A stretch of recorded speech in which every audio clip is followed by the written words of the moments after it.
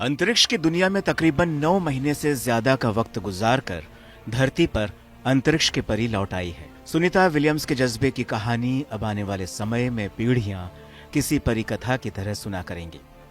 वाकई जो सुनीता विलियम्स ने किया वो कमाल था। जो एलन मस्क के स्पेस एक्स के ड्रैगन ने किया वो चमत्कार था।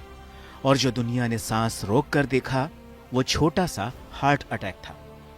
छोटा सा हार्ट अटैक इसलिए क्योंकि सैकड़ों करोड़ लोग सांस रोककर सुनीता विलियम्स की वापसी को एक बारगी निहार रहे थे और फिर अचानक सब कुछ ब्लैकआउट हो जाता है।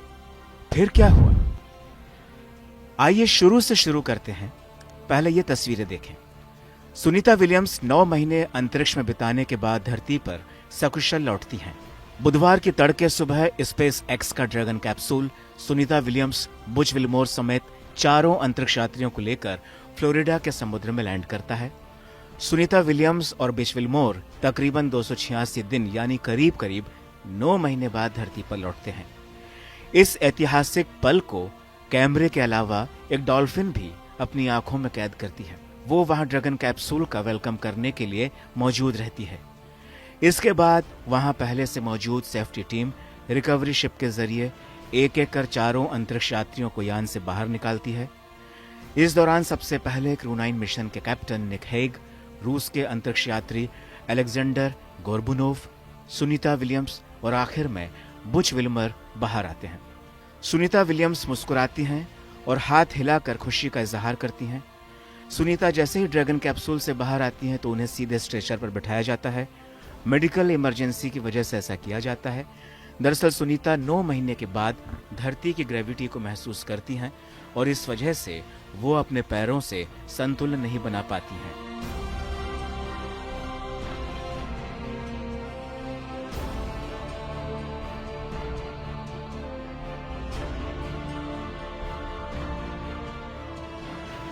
तो इस तरह सुनीता विलियम्स एक ऐतिहासिक यात्रा को 17 घंटे पूरा करने के बाद सकुशल धरती पर पूरा करती हैं।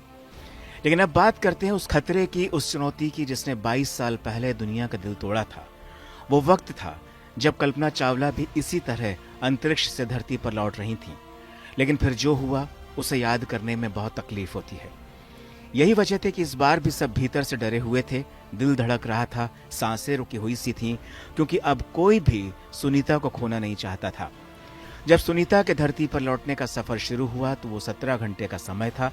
लेकिन इस बीच एक मौका आया उन 7 मिनटों का जिसने नासा और स्पेस एक्स के दफ्तर में सन्नाटा पसरा दिया था। लैंडिंग के पूरे प्रोसेस में सांसें थाम देने वाले 7 मिनट कुछ ऐसे थे जो सबसे ज्यादा चुनौतियों से भरे हुए थे।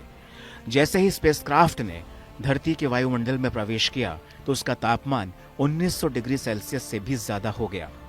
उस दौरान 7 मिनट के लिए कम्युनिकेशन ब्लैकआउट हुआ। उस दौरान नासा के स्पेसक्राफ्ट से पूरी तरह संपर्क टूट गया। स्पेस एक्स के ड्रैगन के साथ उन 7 मिनट तक कोई संपर्क नहीं था।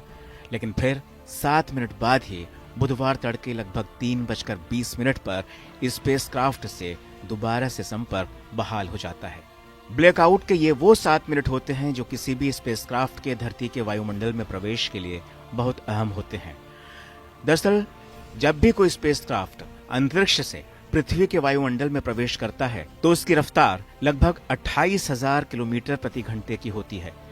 इस रफ्तार से जब कैप्सूल गुजरता है तो वायुमंडल से रगड़ खाता है और फिर उस घर्षण की वजह से कैप्सूल का तापमान बड़ी तेजी से बढ़ जाता है, जिससे स्पेसक्राफ्ट क्रैश हो जाता है। इस दौरान स्पेसक्राफ्ट का मिशन कंट्रोल से सिग्नल टूट जाता है और यान के साथ किसी भी तरह का फिर कोई संपर्क नहीं होता है। तापमान के अचानक बहुत बढ़ जाने की वजह से ही स्पेसक्राफ्ट के आग के गोले में बदलने की आशंका तेज हो जाती है। 1 फरवरी 2003 को नासा के अंतरिक्षयान कोलंबिया के साथ इसी दौरान हादसा हुआ था, जब पृथ्वी के वायुमंडल में घुसते ही अंतरिक्षयान क्रैश हो गया था, जिसमें कल्पना चावला दुर्घटना का शिकार हो गई थी। यही वजह है कि धरती में प्रवेश के समय ये 7 मिनट किसी भी स्पेसक्राफ्ट के लिए बहुत महत्वपूर्ण होते हैं। इस दौरान नासा का स्पेसक्राफ्ट से संपर्क नहीं रहता है। लेकिन ड्रैगन किसी देवदूत की तरह 1900 डिग्री के तापमान को चीरते हुए सुनीता विलियम्स और उनके 4 साथियों को सुरक्षित धरती पर ले आया, जिसने देश में भी लोगों को खुशी से झूमने के लिए मजबूर कर दिया। अब अमेरिकी राष्ट्रपति डोनाल्ड ट्रंप का बयान आया है, जिसमें उन्होंने नासा, एलन मस्क और स्पेस एक्स को बहुत बहुत बधाई दी है और थैंक्स कहा है।